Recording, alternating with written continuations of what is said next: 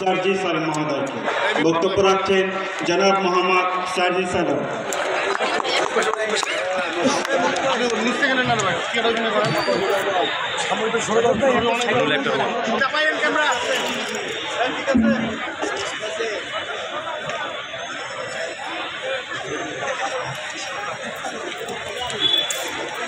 भैया भैया भाई चाप दें भाई মাঠের তো আটোয়ারির মেলা লোকজন কেমন আছেন সবাই? সব দাদার বয়সী, দাদির বয়সী, নানা নানি, মনে হয় গড়ে উপজেলাটার দাদা দাদি আর নানা নানিরা মাঠ খেলা চলে দিচ্ছে। ভাই আপনি ওই সাইডে যান না ভাই, ওই সাইডে যান না। আচ্ছা, তাও আপনি ওখানে দাঁড়ায় জুলাই অভ্যুত্থান 2024, এরপর নতুন একটা বাংলাদেশ, অন্তর্বর্তীকালীন সরকার।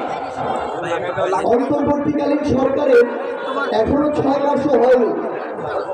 এর মধ্যে পঞ্চগড়ের আমাদের এই ছোট্ট জেলা, উত্তরের বাংলাদেশের সর্বোত্তরের যে জেলা, এই জেলায় এর পূর্বে মাননীয় শিল্প উপদেষ্টা এসেছেন এবং ইতিমধ্যেই আমরা জানি যে খুব দ্রুততম সময়ের মধ্যে আমাদের বন্ধ থাকা পঞ্চগড় সুগার মিল আবার চালু হতে যাচ্ছে। আলহামদুলিল্লাহ। সবাই আবার কুশাল লাগানো শুরু করে দেয়। ভাই আমরা তো পিছনে আছি রে ভাই। এরপরে এখনো আমাদের আসলে 6 মাস হয়নি, কিন্তু এই অন্তর্বর্তীকালীন সরকারের আমাদের মাননীয় স্থানীয় সরকার এবং যুব ক্রীড়া মন্ত্রণালয়ের যে মাননীয় উপদেষ্টা, আমাদের এই অভ্যুত্থানের অন্যতম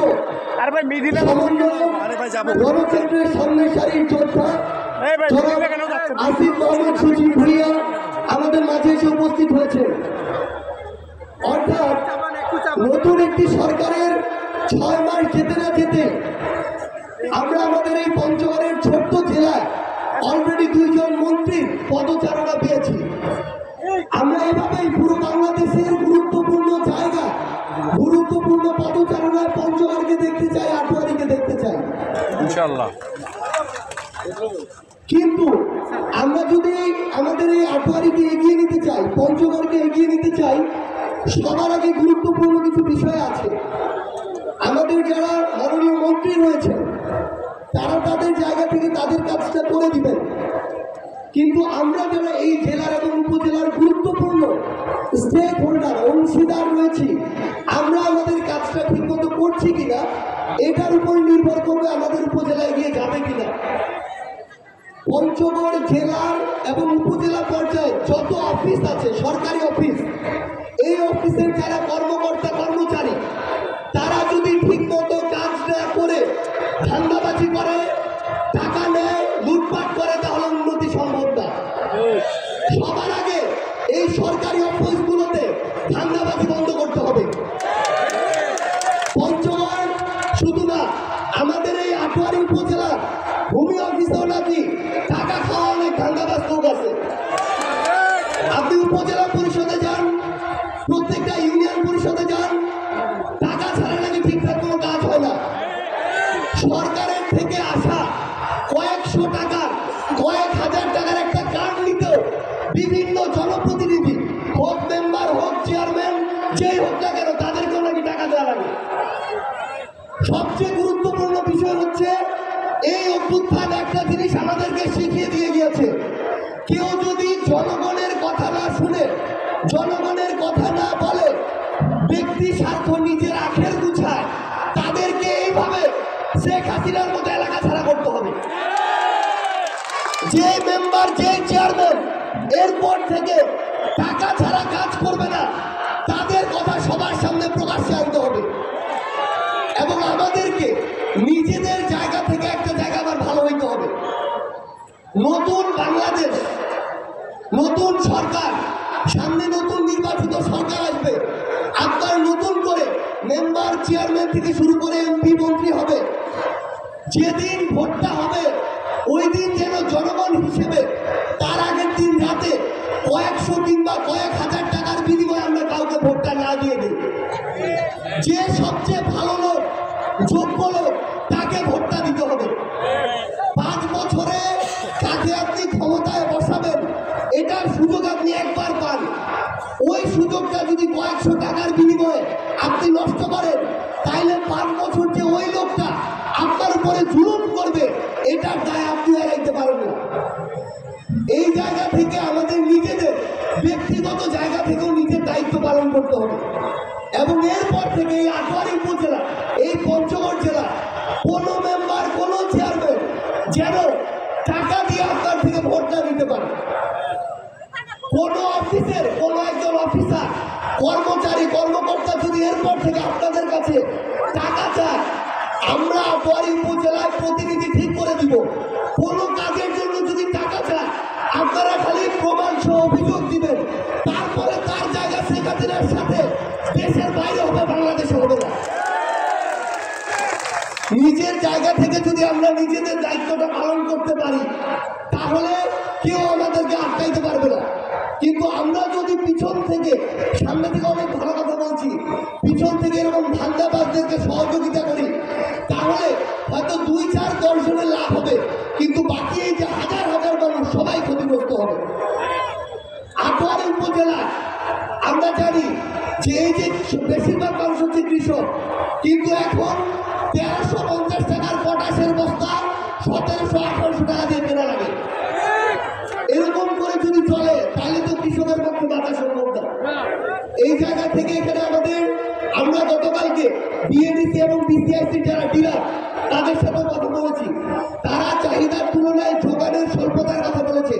আমাদের এখানে মাননীয় উপদেষ্টা মহোদয় রয়েছেন, আমরা পুরো আটোয়ারী উপজেলাবাসীর পক্ষ থেকে পঞ্চগড়ের পক্ষ থেকে তাকে আবেদন জানাতে চাই তিনি যেন আমাদের মাননীয় শিল্প উপদেষ্টা এবং কৃষি উপদেষ্টাকে এই আবেদনটুকু আমাদের পক্ষ থেকে জানায় যেন পঞ্চগড় জেলায় আমাদের সারের যে বরাদ্দ এটি যেন আরো বাড়িয়ে দেওয়া হয়।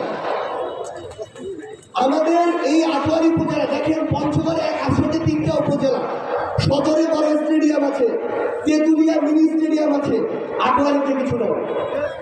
আমাদের মাননীয় যুব ক্রীড়া মন্ত্রণালয়ের উপদেষ্টা আজকে স্বয়ং আমাদের এখানে উপস্থিত আছেন।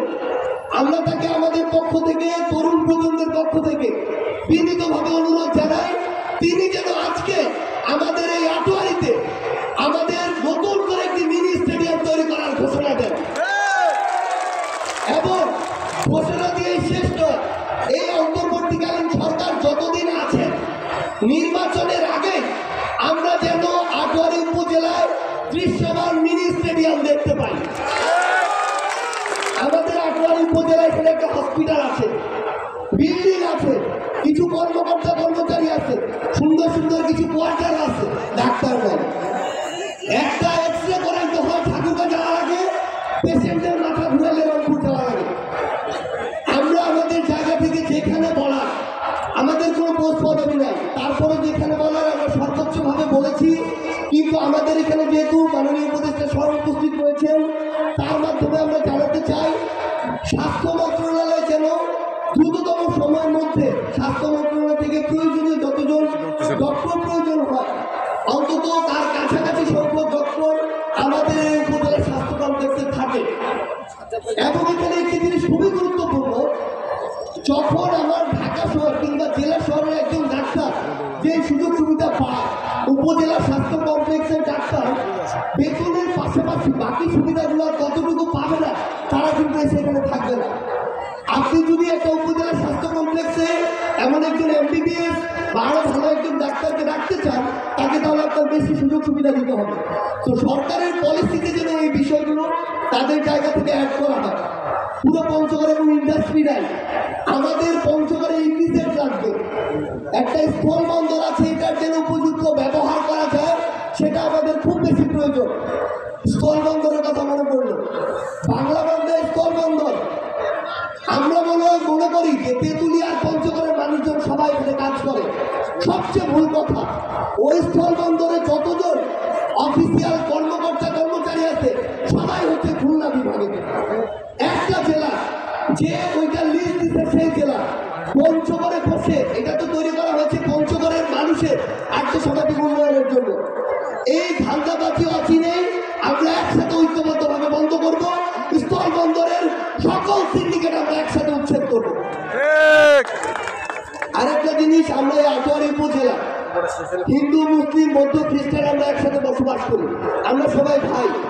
কেউ যেন আমাদের মধ্যে কোনো বিভেদ না ঘটাতে পারে, আমাদের কোনো কথাকে ভিন্নভাবে উপস্থাপন করে নিজেদের মধ্যে যেন কেউ ঝামেলা না তৈরি করতে পারে, সেই জায়গা থেকে আমাদের এই সম্প্রীতি যেন সবসময় ঠিক থাকে।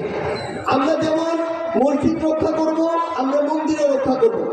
আমরা মসজিদ তৈরিতে যেমন বাজেট দিব, মন্দিরগুলো পাকা করার জন্য বাজেটের ব্যবস্থা করব। এইটুকু মানসিকতা যেন আমাদের সবার ভিতরে থাকে। আর নিজে থেকে একটা জিনিস করা বন্ধ করতে হবে, নিজের ভালো একটু সুবিধার জন্য পুলিশকে টাকা দেওয়া, এই অফিসে টাকা দেওয়া, ভূমি অফিসে টাকা দেওয়া, উকিলকে টাকা দেওয়া, এগুলা নিজেদের জায়গা থেকে ধীরে ধীরে বন্ধ করতে হবে। আমরা যখন একটা লিগ্যাল কাজের জন্য যাব, কেউ যদি টাকা চায়, অনৈতিক দাবি করে, দয়া করে আমাদেরকে কোনো না কোনোভাবে জানানোর ব্যবস্থা করবে। ওই চেয়ারে সে কিভাবে বসে থাকে সেটা আমরা তখন দেখব। আমরা আমাদের এখানে মাননীয় উপদেষ্টা মহোদয় এসেছেন, আমরা তার কথা শুনবো। আমাদের আরো অনেক কথা বলার সময় হবে। শুধু একটা কথাই বলি, 24 সালের এত মানুষ জীবন দিল, এত মানুষ রক্ত দিল। এখানে সামনে সারিতে আমাদের শহীদ পরিবারের সদস্যরা রয়েছেন, অনেক আহত যোদ্ধার সামনে রয়েছেন। এই মানুষগুলোকে ধারণ করে আমরা শুধু একটা জিনিস মাথায় রাখবো, আমরা যেমন নেতা তৈরি করব, আমাদেরকে নেতা ওই রকম ভাবেই শাসন করবে, আমাদেরকে আমাদের এলাকা ওইভাবেই চলবে, ওইভাবে উন্নতি হবে। যদি আমরা নেতার কাছে ভোটের আগে টাকা নেই, বাকি 5 বছর নেতা আপনার পকেট থেকে টাকা দেবে। এই জন্য আমাদের জায়গা থেকে এই চিন্তা ভাবনাগুলো থেকে সরে আসতে হবে। আমরা যেন আগামীতে যারা আমাদের কথা বলে, আমাদের কথা শুনে আমাদের কাছে জবাবদিহি করে, এইরকম নেতা নির্বাচন করি, সে যেই দলেরই হোক না কেন। এইটুকু শুধু আপনাদের কাছে আবেদন, যে তুমি আটোয়ারি ছোঁয়া, তোমার সাথে আরো অনেকবার দেখা হবে। দোয়া করেন, আশীর্বাদ করেন এবং